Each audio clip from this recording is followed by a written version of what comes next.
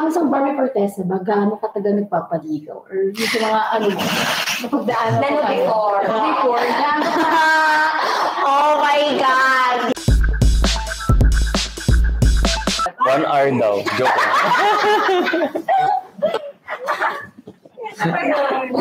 Medyo ganun. Ito ba?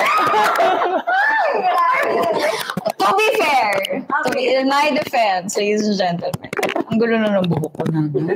Okay. Kasi,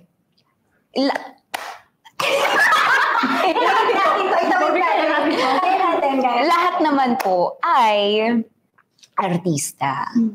So, lahat nakakatrabaho ko. So, nakikilala ko na sila as a person sa set.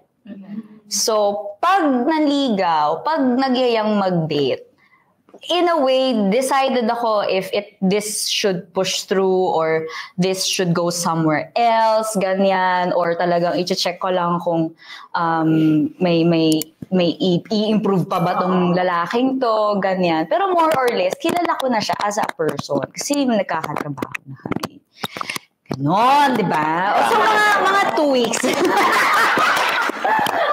Parehas kaming hindi galing naman sa breakup. So, hindi naman applicable ang 3-month rule. Ay! Ang dami explanation ng Barbie. Okay.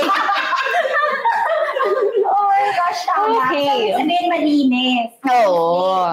Gaano yung pinakamatagal na naligaw ka sa isang babae? Hindi naman masyadong sobrang tagal. Siguro mga 2 months. Kasi hindi ako nangliligaw kapag feeling ko wala akong chance.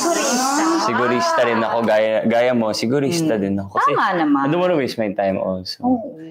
And parang ginagawa ko, magtatanong ako sa mga kaibigan nila, may chance ba ako dyan?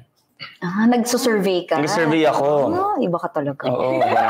Sigurista talaga siya. Oo, di ba? Research siya. Oo, kasi ayoko na pagdaan. Kwento niya ba ako sa'yo? Oo, ganun. May chance ba ako? Tingnan, may chance ako.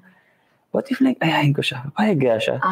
Nag-ano ka muna? Oo, parang di ako yung parang, kunwari, parang mag-take ako ng risk na. Research muna. Researcher